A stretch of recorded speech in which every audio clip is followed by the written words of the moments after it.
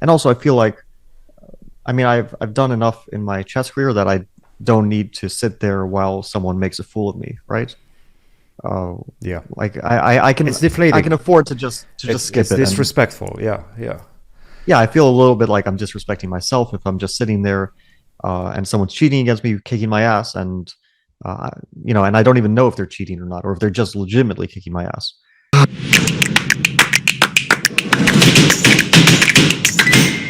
Welcome back, everybody, to another C Squared podcast. We're in the middle of the US Chess Championship. Right now, this is the second rest day, October 14th. It's a beautiful Saturday here in Missouri. Fabi, how's it going, man? Let's start it at that point. You've been playing 8 rounds of the US Championship. So far, so good. You're in first position, 1 point lead. How are you feeling? Yeah, it's going all right so far. I mean, yesterday was quite a disappointment. I really did choke a big advantage, or winning advantage, more than a big advantage against Shankland. He was playing very recklessly, I thought, not very well, and I got a really golden opportunity to win the game. And I mean, I wouldn't say that would put the tournament away, certainly not, but it would definitely go a long way towards cementing the lead. But it's still a good tournament situation. I mean, I'm in an interesting situation where I played the three of the closest players to me in score. So first Hans Niemann, of course, who is very up and down here, but still on +1. And then Abhimanyu Mishra, who is also on +1, having an excellent event. And then Wesley, of course, always usually is among the leaders in this tournament, so he's also on +1. And then the last person who is a point behind me is Lanier Dominguez. So it's 4 players who are a point behind me, and I play 3 of them. So you basically couldn't ask for a more close finish, I guess you could say. No, absolutely. And obviously the next one is going to be a very important one. You're playing Hans and you're playing with the black pieces. I think this is it the first time that you're playing black against him? No, actually, I've never only mind. played black against him. You've actually... I've played him 3 times in classical chess. Of course, we've played some online rapid chess, and I'm not sure about blitz chess, but we've definitely played some online rapid chess Yes. last year. In terms of classical chess, I've played him 3 times all last year. I haven't played him this year yet. First, I played him in the Bundesliga, first game we ever played, with the black pieces. Then in the Sinkfield Cup, the 8th round of the Sinkfield Cup with the black pieces, and then the fourth round of the US Championship, again with the black pieces. So I've never played him with white, only with black. Of course, he is a evolving player, we could say. Like he is obviously young, and his chess is changing. I guess you could say improving, but over the last year he hasn't made, let's say, a rating improvement. But still, his chess is definitely changing, and he's learning things. So it's always a different experience. Like you play a young player compared to one of the more established guys. I mean, he is still very young. He is, I guess, 20 years old. I'm not 100% sure, 20 or 21, but yes, 20. But quite a young player for sure. 20 for sure, because he just played the World Juniors, so he's still considered to be a junior. Yeah,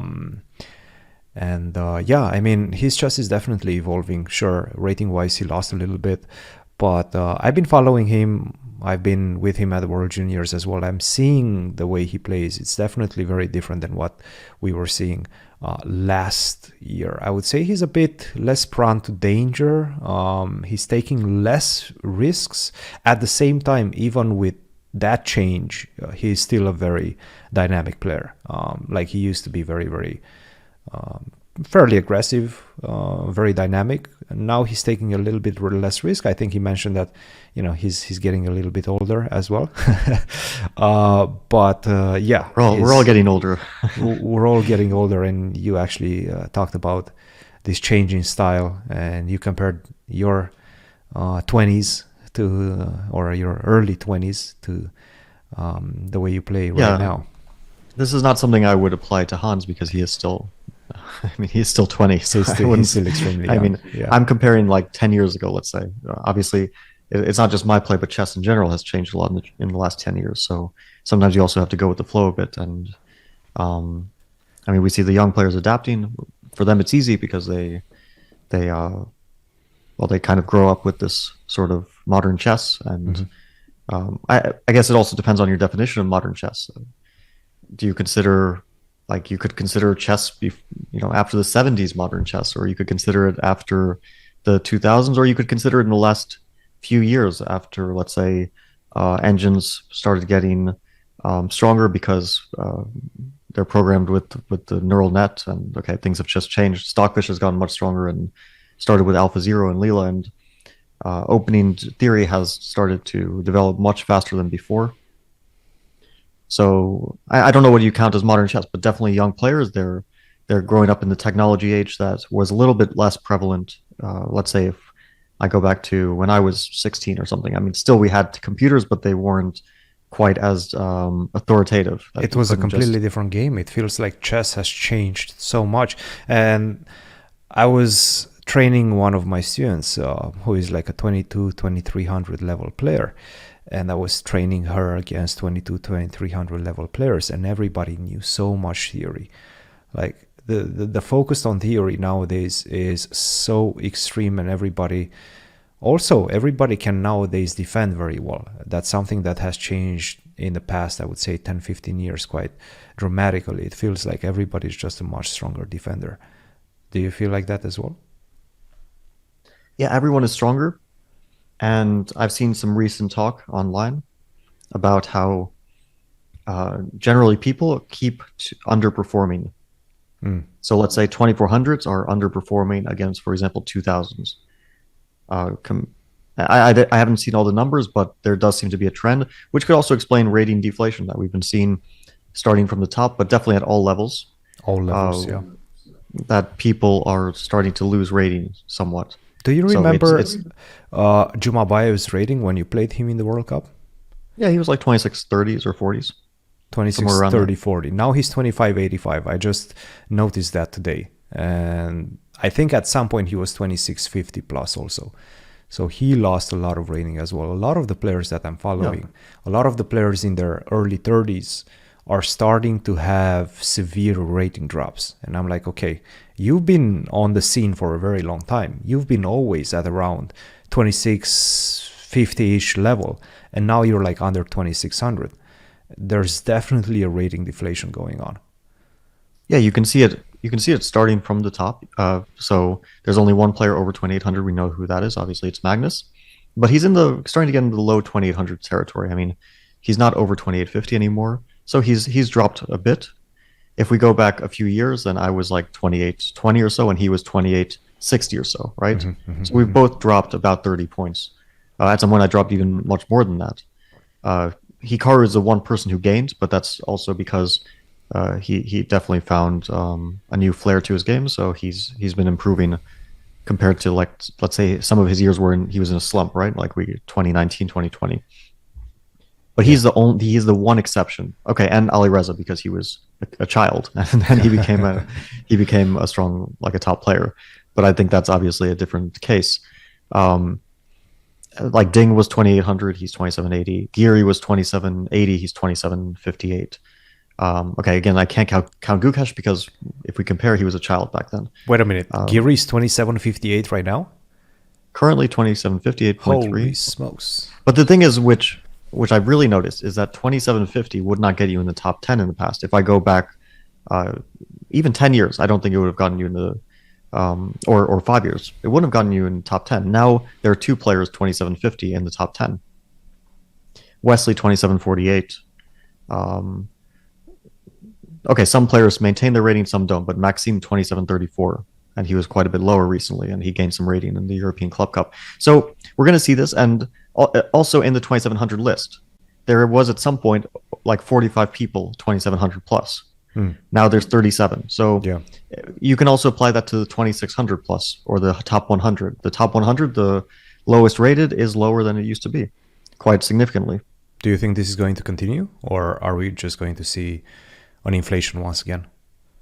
I mean, I'm not a mathematician. I don't really know. Like, someone would have to study what the reason is, because it's probably due to the rating system. It's probably because the rating points are going to a certain group of players, which might be young players who are underrated, and they're starting to gobble up all the rating. That could be the reason. But perhaps there's another reason. Perhaps it could be because of, let's say, some peculiarities of the rating system where if you beat a certain player who is much, much lower than you, you get increasingly less rating the more times you play a player of that rating. I don't know. There's things like that which I don't even know much about because I don't really play people who are that much lower rated than me. But that there's certainly some reason, and I wouldn't know what it is. Whether it will continue or at some point balance out, maybe we'll reach this. That I can't say. That I don't Okay, know. let's get a bit edgy. Nepo just mentioned, he tweeted. This is his last tweet from yesterday. Judging by the current state of affairs, obviously he was, by the way, reacting to the situation in Qatar, the game between Alistar and Alistar. I don't know exactly how that one is pronounced, and Magnus.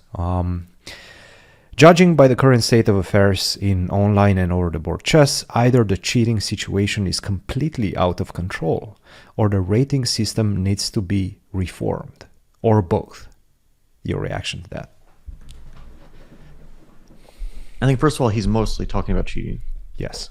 Now, maybe he feels it's both ways, but he definitely feels there's a cheating issue, as many other players do. I don't know how extensive he thinks the cheating issue is, whether it, let's say, permeates to over the board play or if it's just contained to the online world, where at this point someone would have to have their head fully in the sand to deny that online chess has a cheating problem. Yeah. Now, the extent of the cheating problem, it can be debated, but that there are people cheating in, for example, Title Tuesday, there's not a single person who will deny that unless they are a cheater and they don't want people to be looking. But let's say chess.com is probably trying to get ahead of the game. They're trying to ban cheaters. They're trying to put regulations in place that it's difficult to cheat. But if you don't have cameras on people and the punishment is not too severe, then there's just no way to avoid this. You either need to increase the punishment or you need to increase the measures. Yeah. Now, for Title Tuesday, maybe it doesn't matter so much. Maybe the prizes aren't that big. Maybe there's not too much on the line. It's still very frustrating. I sometimes skip Title Tuesday because I have no interest in it anymore. I don't particularly want to be playing people who may or may not be cheating, and I won't possibly know, and they could be cheating for some moves or not for others, and then I'll just be left wondering at the end why my results are worse in Title Tuesday than over the board chess. I understand the reason why, but I don't know who is doing it, right? It's a guessing game. Now, I started to get a bit more aggressive in terms of how much cheating I think there is. Mm-hmm. I feel like... So you feel like there's more right now? I feel like people underestimate the extent in Title Tuesday specifically. I'm speaking about Title Tuesday just because it's the only tournament that I can think of that's played by many, many strong players where there are prizes and no measures. Yeah. And by no measures, I mean no cameras. Some players I think can be selected for a random security check, we can call it. Yeah. But generally speaking, you don't have to put on a camera to play Title Tuesday. Yeah, it used to be different. Title Tuesday used to be a different format. Basically, you were having this open tournament, and then that was qualifying you to some sort of a playoff where the cameras were being turned on. That was dropped, I think, in the last year and a half, and right now we basically just use an open tournament, and the top 3 or top whatever get prizes. Yeah, it's changed. Yeah, I remember those days as well. I didn't play them too often. I never had great interest in it. Because the money is, it's all right. For basically sitting at home potentially in your underwear, not doing a whole lot. Yeah, you get a chance at some money.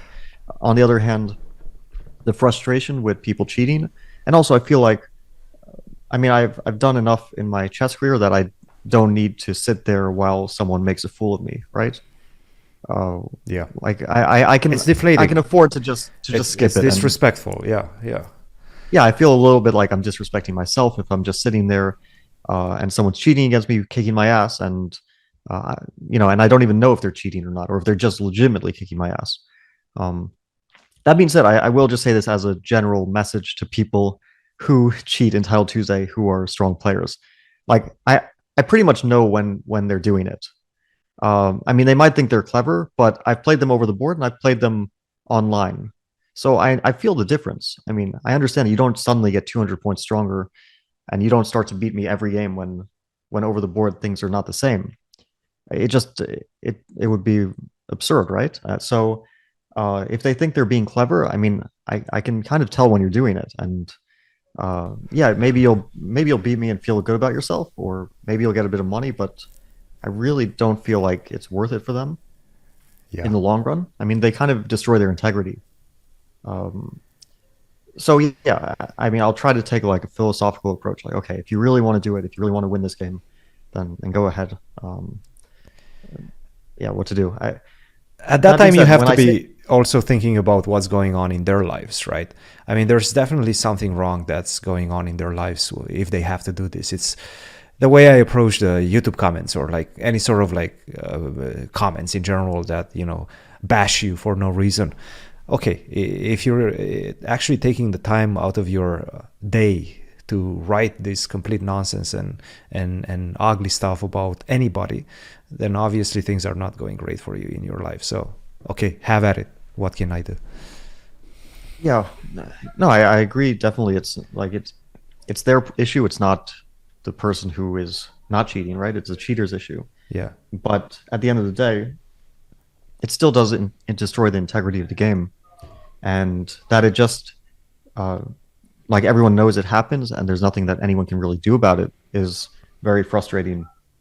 So when we spoke to Kramnik, he estimated that 25% of titled players in Titled Tuesday. I don't know if he specified Titled Tuesday or just like all online chess, but he said that about a quarter of people were cheating, and I would guess it's actually much higher than that. Ooh, much higher. Okay, that's pretty severe, actually. I think it's probably over half. Uh, People will probably think I'm paranoid, but I really do feel like it is about over half who probably just very sporadically, just a little bit here and there. And because I feel it with a lot of players, like I understand maybe it gets in your head a bit, but sometimes it's not in my head at all. I don't even think it. And then the game ends and I'm like, what the fuck just happened to me? Right. Like this random guy I mean, not a random guy, but it's a strong player, but I've played this person before. Like they just blew me off the board. I'm like, I understand um, that our difference in strength should not allow this. Okay, I had a bad game, let's say. So next game, then it happens again against the same person. I'm like, what the fuck is happening? And of course, I can't prove it. It's when I look at the game, of course, there's mistakes. Yeah. But if someone just decides to look at their phone at some point during one game, this is already such a big help. Oh, huge, huge. And it could be done at random moments, like Just to see there's the no assessment. protection You don't against even need to see the move. You can just see the assessment. Okay, I'm better right now, or I'm worse. And if I'm worse, maybe I will be able to see one move that's going to get me out of trouble. Like one intervention is all you need, basically, at that level. Like a 2600 with the option of checking their phones once per game against a 2800, I think that's getting close to level. Yeah, I think so. Yeah, I would say so because also it can make them much more confident at the start of the game that they can play quickly, and then if need be, they can always bail themselves out. Right. And that's why you can't even look at the games. Like I think you can only look at the results. You just have to compare the results of someone online to over the board, because if you look at the games, of course they're going to have mistakes. They're maybe only doing it here or there. I mean, they'll start to blunder, maybe in time trouble. You don't even know when they're going to do it. Maybe it's on move 12. Maybe it's on move 55. Like there's so many possible ways to cheat when the cameras aren't on a person that you can't even there's no point in even thinking about how they would do it, because there's like 15 different ways, 15 different methods. So whatever methodology you think they're using might not be.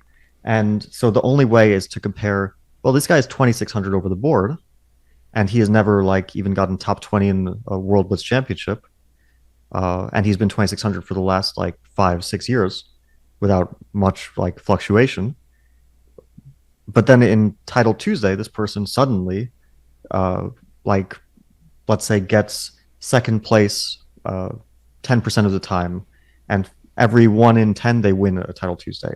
And sometimes they just go like, you have to win a Title Tuesday, you have to go 9 to 9.5 out of 11, and sometimes over 9.5, which which is what, +6, 9.5, +6. Am I getting That's that? huge. That is Plus absolutely huge. six Yeah. against sometimes top level players. So for a 20, if someone is 2550 and they're winning a title Tuesday, this should actually be a once in a lifetime event. There should not be a single 2550 who has won more than 2 title Tuesdays. Now, I'm not saying it's impossible. Of course, we shouldn't be um, condemning people because they win a tournament. Obviously, like 2500s, they can play at a super strong level. We saw that in Qatar, right? Magnus lost to 2500, and then today suddenly he drew a 2500 who's beating him.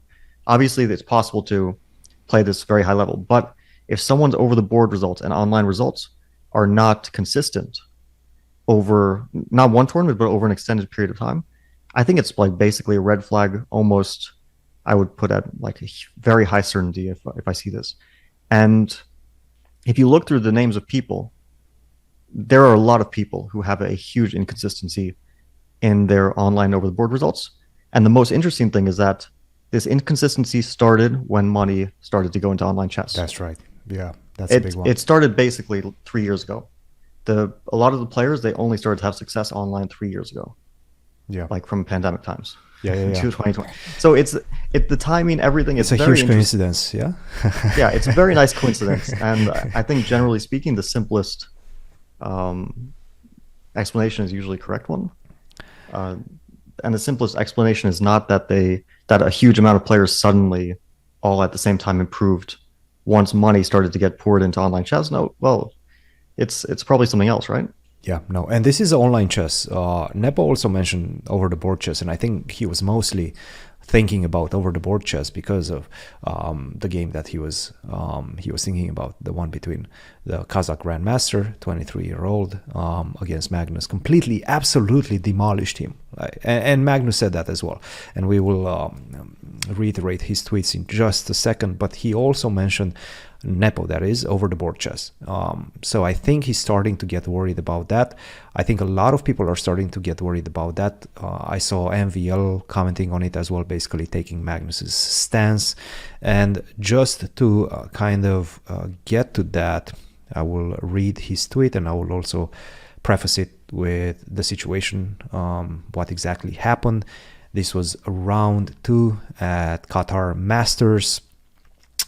Magnus was playing Alisher Suleymanov, a 25-12 rated grandmaster from Kazakhstan. He's 23 years of age, so he's not a completely full spring chicken. Just became a grandmaster. I believe it's this year or late last year, so he's pretty new on the scene. And I don't think I've ever seen Magnus, or I cannot remember the last time Magnus lost a game like that. And I'm sourcing from all of the top tournaments that he has played against the best chess players on the planet. I cannot remember the last time Magnus lost in 20-something moves or like 30 moves, but he could have resigned at move 20. It was bad. It was ugly. And you could attribute that to the risky way in which Magnus played. Definitely you can do that. At the same time, there has to be some attention on this result because of its peculiarity. Now, Magnus tweeted immediately after he lost. He tweeted the following.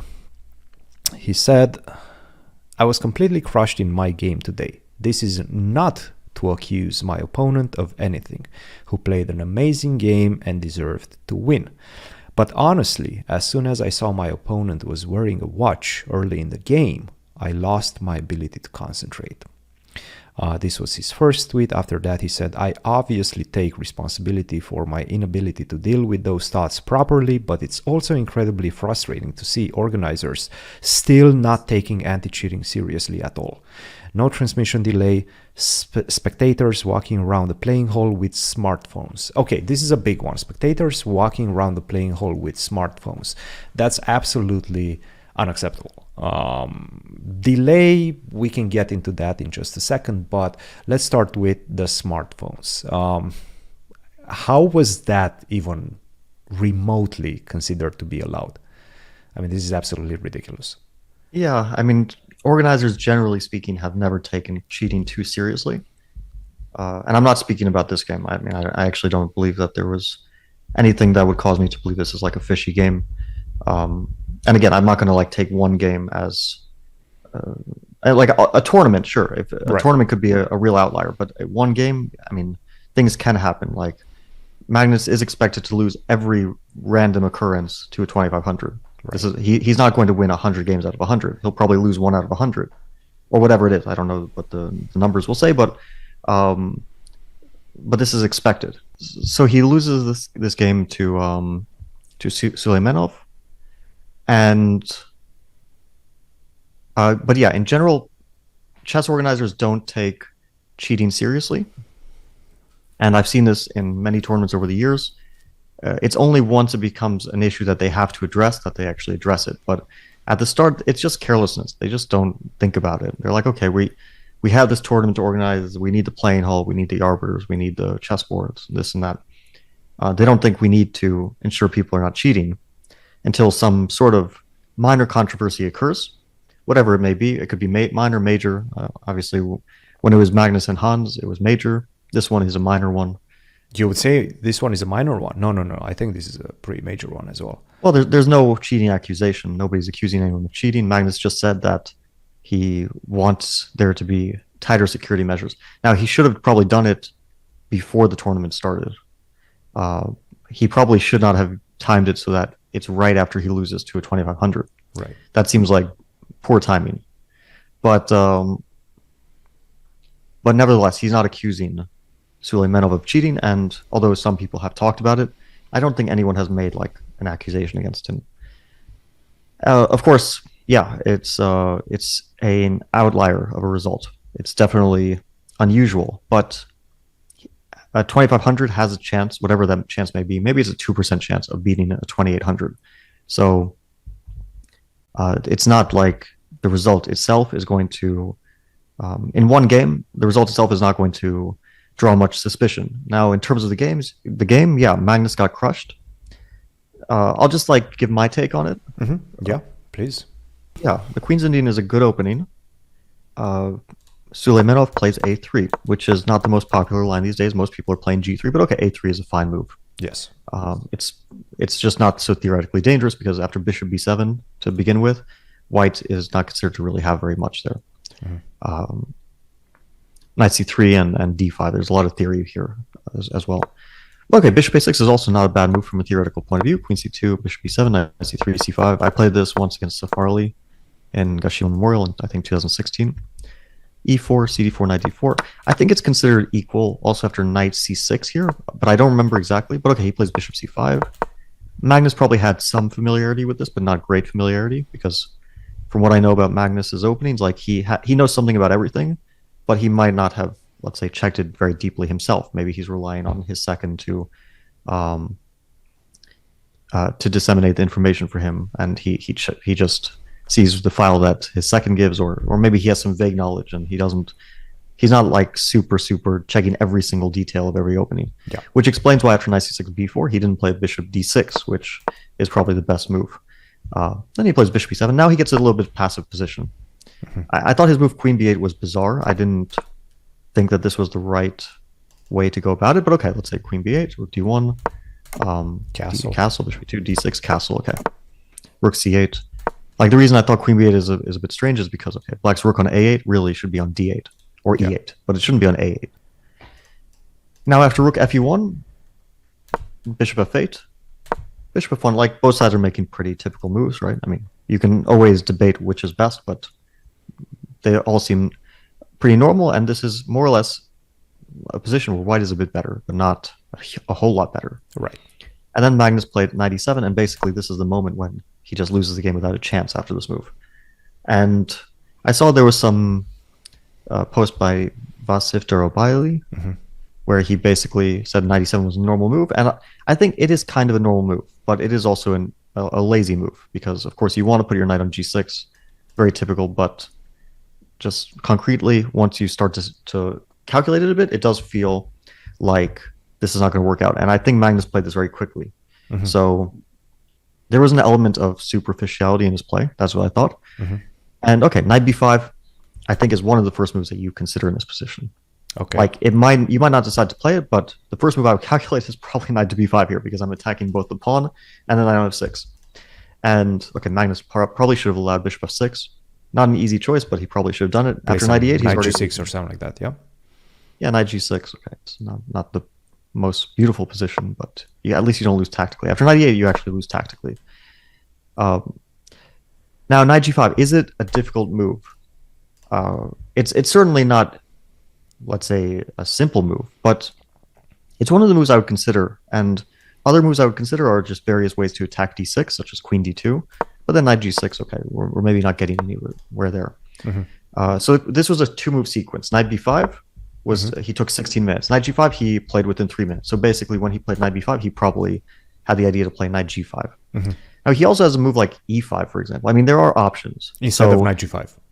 Yeah, so Magnus's play is perhaps rather dubious, regardless of whether knight g5 is strong or not. Like e5 is a very dangerous move, allowing bishop f3, but black is extremely passive. Like I think if you see this position, you realize that there's a lot of tactical danger for black, whether or not he can actually. But knight g5 is very strong. So now, what's the difficulty with this move? h6.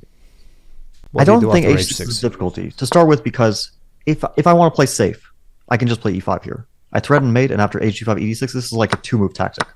And then you lose your piece back directly. This is a two-move tactic. I don't really need to calculate any more to decide upon knight g5. If I don't see anything more, this will already convince me to play it. Because once you move your knight, I don't know where you want to move it. Knight g6, knight Let's f5, say knight g6. d7, so I obviously get the piece back. I take on e8, you take back. And to me, it's clear that white has a certain advantage here because, first of all, the position is open while white's pieces are all pretty ideally placed. And even if I don't see any like concrete way to continue this position, I still feel like I'm better. So I can just like calculate up to this point and figure I'll find something if we get here. Yeah. And okay, bishop d3 is very strong, very natural move. Then knight can go to bishop can go to e4, bishop can go to e5 after the knight moves, and black is obviously in a great deal of tactical danger. Yeah. Now what Durrell-Bailey said is that after h6, the brilliant point is knight f7, king f7, e5, and then after the pawn moves, for example, d5, then queen h7, which is not the only dangerous move, but queen h7 is pretty crushing because bishop e2, bishop h5 comes. Is this difficult? Like, I don't know if I feel it's so difficult because, like, first of all, I had that safety net in terms of e5, and also I really feel like this is tactically dangerous. I think like alarm bells would be ringing for me. It's not easy to sacrifice a piece, but certainly this is one of the moments when you would consider it because black's king is in the center and his queen is on b8, his rook on a8, knight on e8, and so on. Right. So there's two reasons why I wouldn't think h6 is like a really dangerous move. When I would actually consider knight g6 to be the most natural move. Right. Because here, to continue, you don't have like very obvious, you don't have a very forcing path. Now you have the way that he played, which is I mean, it could certainly convince you, but it's not like super forcing because as he played e5, then there's d5 and you don't have like an immediate knockout blow. But still, I feel like, let's say you calculate e5 and you see that d5, you just take on e5, bishop takes e5, and you win the game because the knight is pinned. Yeah. So, and now you're no longer worried about h6 because there's always knight e6, among other things. So worst case, like h6 shouldn't concern you. Right. Which means that the only dangerous move here is, well, not dangerous, I shouldn't say dangerous. The only move that could potentially bother you is d5. Because now at least your e5 pawn can't capture anything, so you kind of have to find a way forward. On the other hand, the knight on e8 is absolutely terrible, so even if I don't calculate anymore, I could probably decide on knight g5 just seeing this position, just seeing like knight g5, knight g6, e5. Yeah. So it's not a great deal to calculate. I think it's fully within the realm of a player who is even significantly weaker than Suleimanov. Like, I think also I would expect a 2350 to be able to work through these variations. I think what he was pointing towards the fact that he never saw this idea of knight b5, knight g5, putting the knights on the side like this in this type of structures. Have you ever seen it? I don't know, maybe or maybe not, but like that's a kind of weird way to approach chess. Like I've never seen it before, so it shouldn't exist.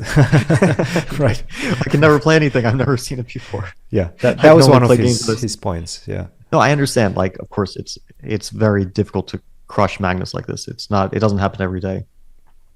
But it really does boil down to he played some poor moves. He made some poor choices in the middle game from a Yeah. slightly worse position, and the guy just went forward with moves which maybe aren't the most natural. I don't know. Maybe knight b5, knight g5 is not so natural, but certainly not out of the question. Hmm. And yeah, his technique was very clinical. Like queen b3 is the best move.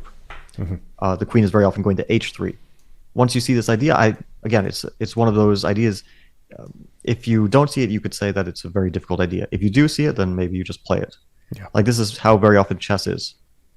You like sometimes moves just like click; they just come into your mind, and then you just play them. And sometimes moves just don't come into your mind, and then we say, "Oh, it was a difficult move." But we don't really have a let's say a system for deciding what's difficult and what's not. We just have kind of our feeling, and our feeling is very personal. It's like, do I find this difficult? Well, you might find something difficult that others don't. So I don't know. Now the rest of the game was brilliant. I mean, bishop b7, knight f7, not the only good move, but it's just complete destruction of black's position. Yeah. The king is out on f8, and basically what, like, do you have to see knight d4? I mean, when you go for the sacrifice, you don't have to see it. You also win with other moves. Do you have other moves like what? Rook e3? The rook e3. Rook e3 wins, yeah. I guess you don't actually have to see it. Rook e3, rook d8, rook f3, and then you move the queen and you get the piece on f6. On the other hand, I don't think it's difficult. I mean, you basically, black has very limited options because the only thing that can disrupt white's play is attacking the queen. I mean, black can't like make a generic move because your king can't move, your queen can't move without losing it. Your rook on c8 has no purpose of moving. Knight e6 is coming. Knight f4, you would calculate knight f4 and knight c7. After you calculate those moves, you're done. That's basically it. Right. So knight c7, you just queen f3, king g8, knight c6, done. It's pretty straightforward calculation. Now, is it easy? Again, I don't know what easy is, but I think that I would probably find this in a blitz game. This knight, if I got to this point after queen b3, bishop b7. Right. I think this is like blitz tactics. Yeah. And he did kind of do it within 2 minutes. I mean, it's like more or less, I think the level of confidence I would have, 2 minutes to calculate this stuff in a classical game. Yeah. And then after that, he just played instantly because it's very clear. He calculated up to f4, knight queen d4 f3. probably, and then he thought a bit because he has an option here, so it's a normal time to pause. And then after knight d4, knight f4, he played queen f3 instantly because it's obviously the only logical move, although not the only move again. And then he takes the knight, obviously instantly, and then he thinks about knight f5. It's very normal because, again, you have various options. Knight f5 is the most natural one. Yeah. But you have other moves, like, I mean, actually any move, because at this point you're just kind of up material and positionally winning. So I was looking at the game, and immediately after queen b7, my first instinct in the moment right now was knight f5. I think that's the first thing that we think about. It is just an aggressive move. It's a forward move, and you bring another piece towards the attack. So, also very much, and I think very important, it supports bishop c4. And this is something that I think knight f5 is what you could play. You could play this in 2 seconds, and it would be the good move. Or you could play it in 2 minutes if you want to be like ultra precise, and sometimes you just want to find the most clinical way to win because it's very clear to everyone that white is winning now. Among other reasons, because the knight on e8 is completely gone, and white has all the light squares, and white is also like 2 pawns for the knight, and the knight for the rook is a lot of material. So knight f5, okay, the rest of the game is we don't even have to talk about. I think that Magnus will not survive. And nobody would survive. Even a computer wouldn't survive against anyone. It was done. And I think Magnus was also done at that point. Like, he was just making moves to make moves until he needs to resign, but he understood that the outcome is not very much in question. Yeah, it's clear. I mean, so I don't see anything weird in this game. Like, I mean, I see people say stuff about this game. I don't really understand it. I mean, Magnus had a bad day. It happens. Right. Yeah, I don't see anything too strange. So leaving aside the actual game and the performance of his opponent, let's try to kind of dissect his second part of the tweet about the anti-cheating measures being taken seriously, and also discuss what happened after Magnus tweeted this. So basically, electronics, watches, pens, anything that triggers the alarm bells at the security checkpoint is not allowed in the playing hall. And this is an interesting part of it, because one of my students plays at the Qatar Masters, and he actually triggered the metal detector, but they were like, okay, you can go in. they didn't care about anything. Magnus is generally correct. I mean, his timing was off, but of course, people should not have anything on them. Yeah. We've already, for years, I saw people put photos of like Hikaru with the watch and me with the watch. I'm like, okay, for years and years. I mean, they're looking back on like 2013. Watches were fine. Yeah, watches were always fine. I don't remember exactly when it happened, but for many years I've known that you don't really wear a watch, whatever kind of watch it is. I also have I also have a mechanical watch, right? It's I don't know if you can, I don't know how it works. Like maybe you can hide a cheating device in it, maybe you can't. Maybe, you I don't know definitely the specifics, but you don't wear a watch. That's it, and it's not on the player, because players, they just kind of might not know the rules. So, but the organizer should be telling players. There's no downside to it. You just tell players, okay, don't wear a watch. Like in the U.S. Championship, we can't wear watches. We can't take our own pens. We can't do this. Maybe it's very silly, I don't know, but you don't do it and it doesn't hurt anyone. No, I completely agree, and I do think that the organizers are in the wrong in this one, and specifically also the arbiters, because Magnus also tweeted after that. I did ask an arbiter during the game whether watches were allowed, and he clarified that smart watches were banned, but not analog watches, which is not the case. The FIDE rules do specify that all sorts of watches pretty much have to be kept in the room, not brought to the board. So in that case, I guess he was right. Not really sure what the arbiter could have done at that point during the game, once he was already allowed to bring whatever he had, watches, well, rings. But again, I don't see the downside. Like you just tell them, okay, you can't wear your watch, just give it to us and we'll give it to you back after the game. Yeah. We didn't realize that you were wearing it, but you're not allowed to have it. And like, why would the player complain? I mean, even if it's during the game, it's just like, okay, not on their move, but they make a move, they get up from the board or whatever, and just tell them, yeah, please give your watch, and then we'll give it to you back after the game. Right. For example, I can't count how many times during a tournament I'm not allowed to put a water bottle on the board because maybe they don't like they don't like to have a sponsor or like a company logo next to the board, so they don't want you to put your water bottle on the board. Yes. So, and they say during the game, I'm like, okay, I'll put it under the table, and yeah, that's it. I mean, what's the big deal? I don't know. For an organizer, I think it's normal to do this. Right. So obviously, a couple of camps in this one. The ones taking Magnus' side, the ones accusing Suleimanov of basically some wrongdoings. I've seen a couple of tweets of that nature as well, and the people saying that Magnus was in the wrong. Leave your comments. Tell us what you think about this whole situation. This is probably going to be developing, but one good thing that came out of it was Qatar Masters and the organizers actually taking some important steps to make the situation better. And I'm going to try to find the exact thing that they did. But basically, they made it much more difficult to bring anything to the board. Fair play measures, there we go. Boom, announcement. Let's see.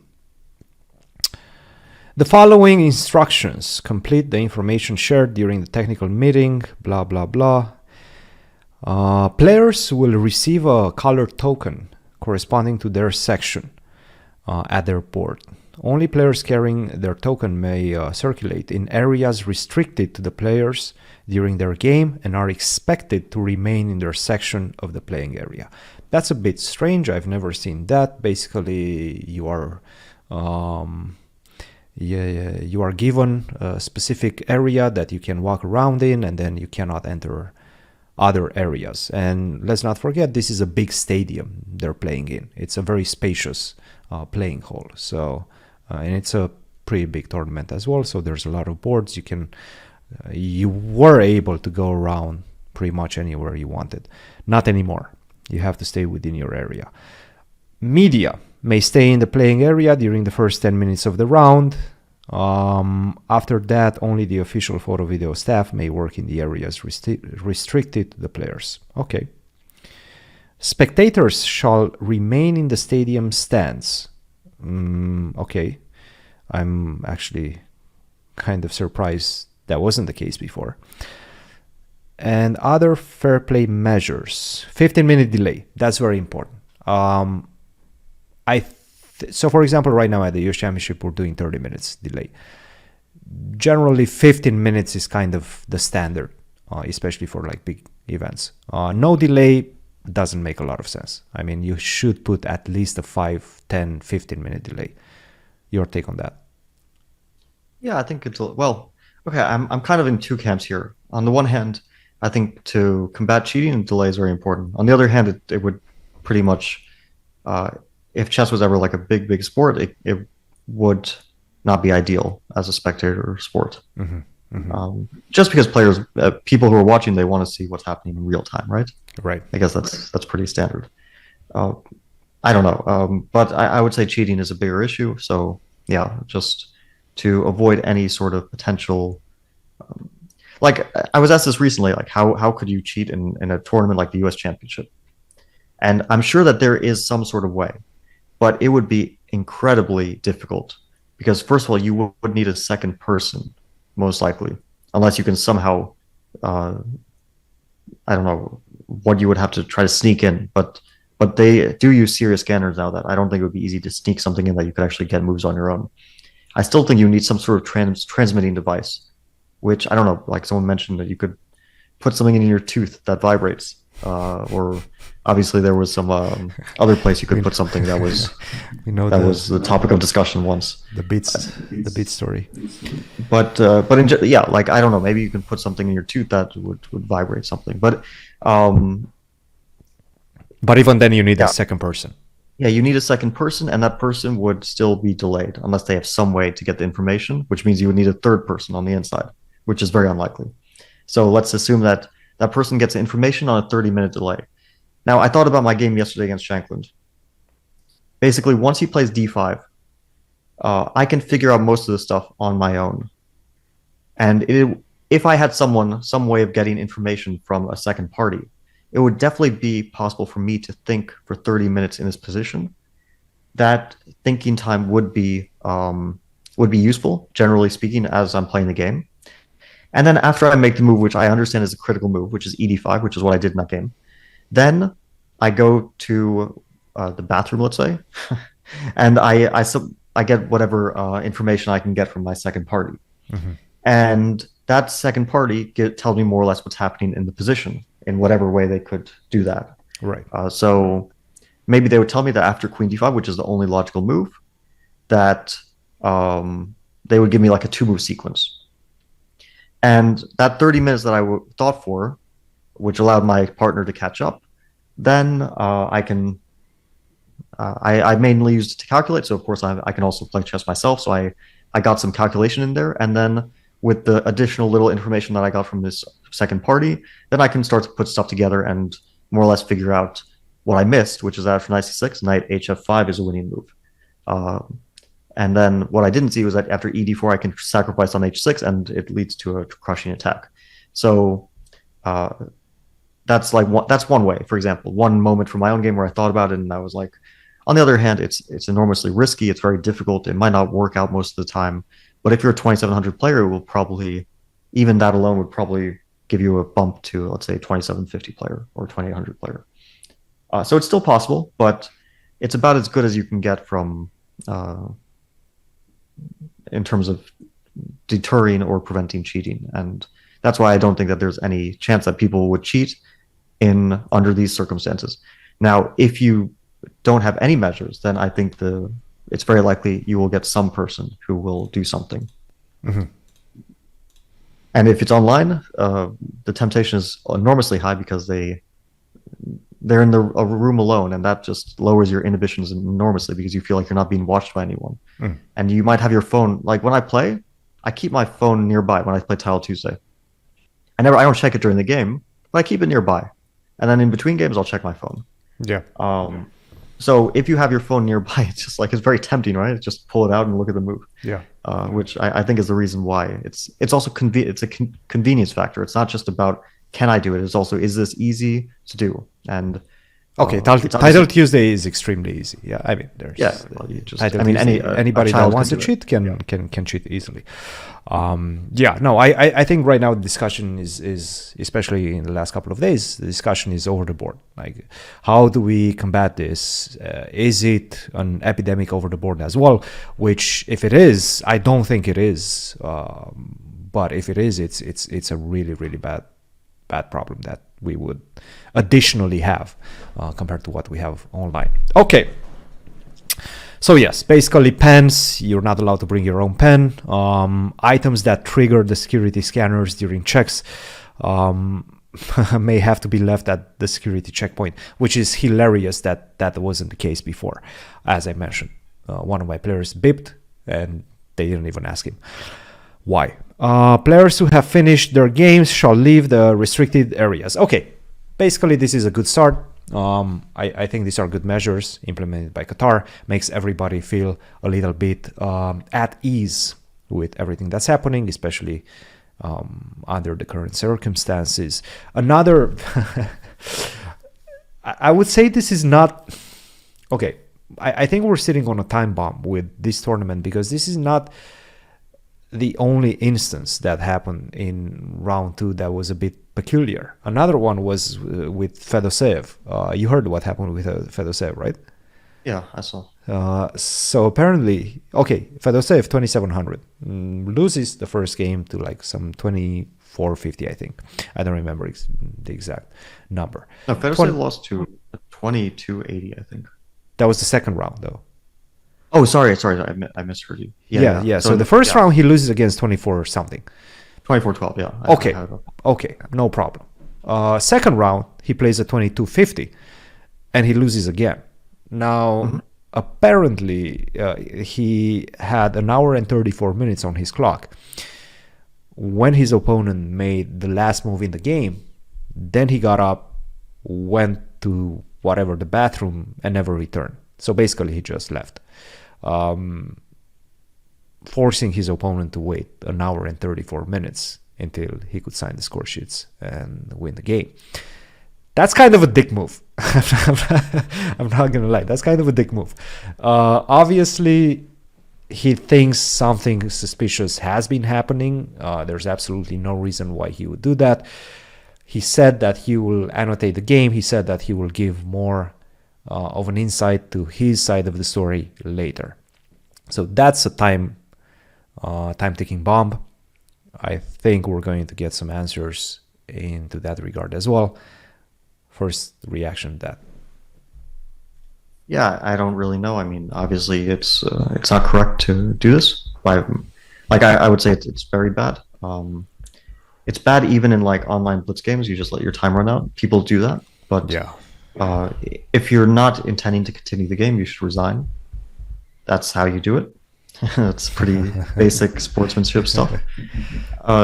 Leaving the tournament hall, I think, generally speaking, that like the organizers should decide more or less. This is an ethical case at this point, and the organizers should decide how they feel they should react to this. But definitely, it's like the player who had to sit there for an hour and a half could make a complaint, and then the organizer would have to decide, like, ethically, is this worthy of expulsion from the tournament or something like that. I don't know exactly, but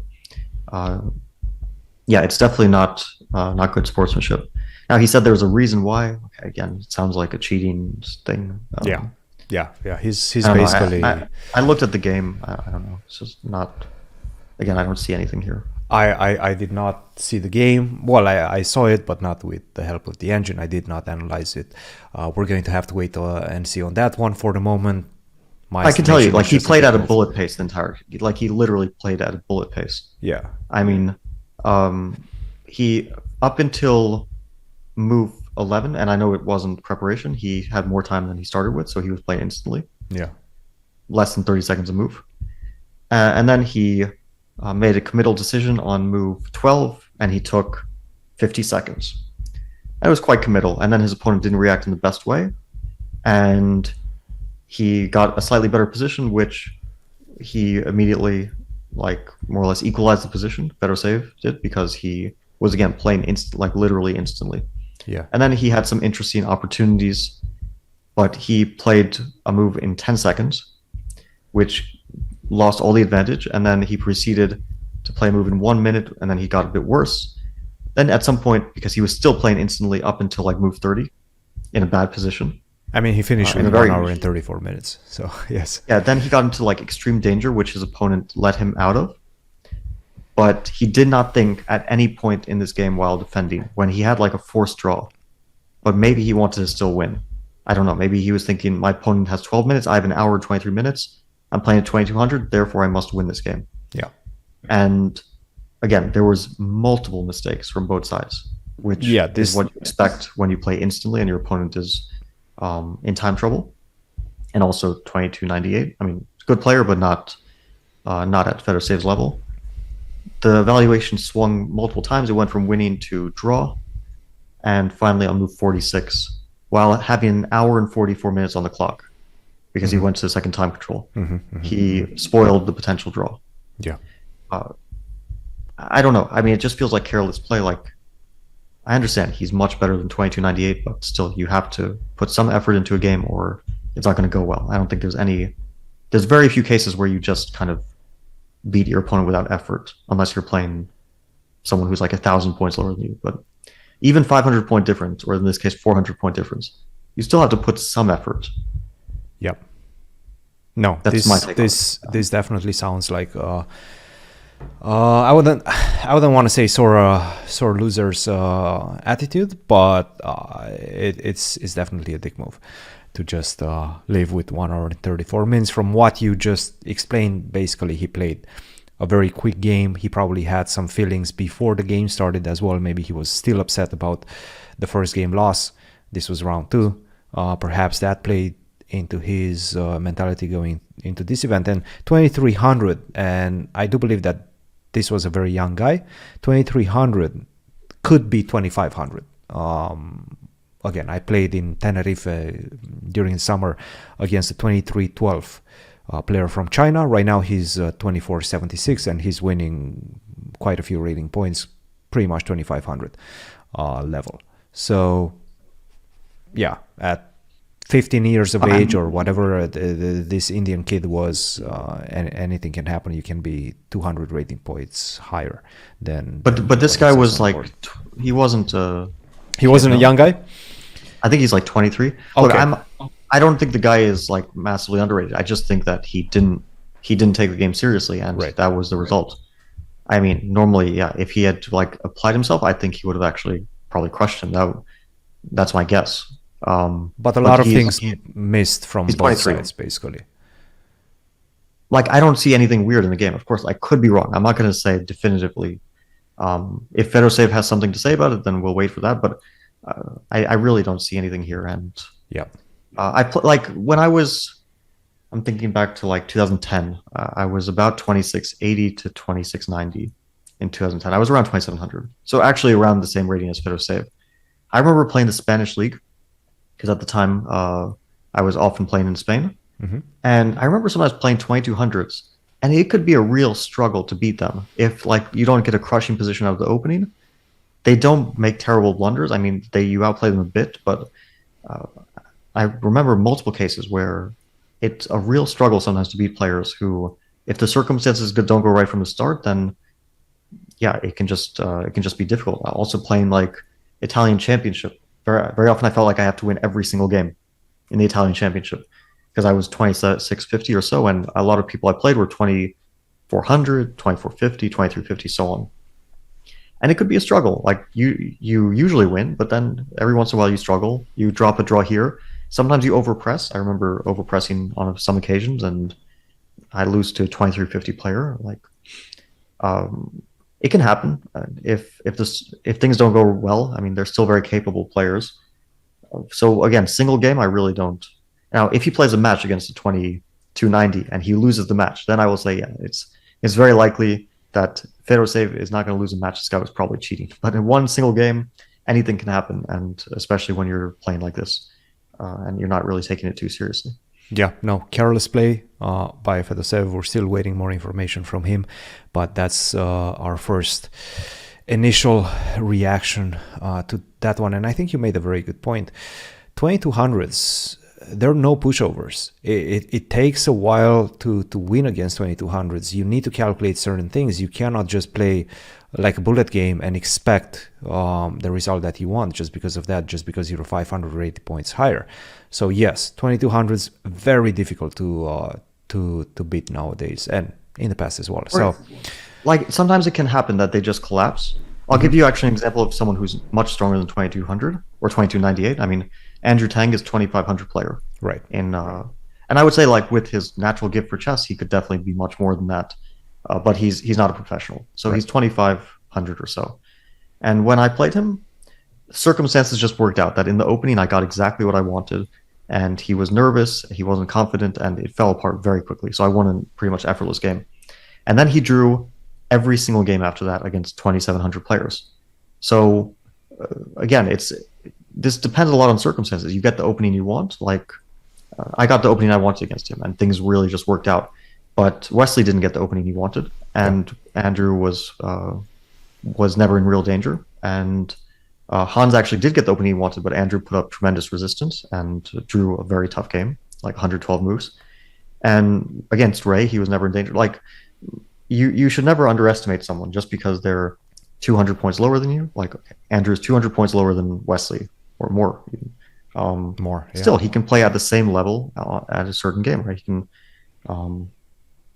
and obviously I understand Andrew's much stronger than this Indian guy who beats Fedoseev, but it's still about how there's variance, right? There's variance in chess and in terms of players' level during a certain game or during a certain tournament.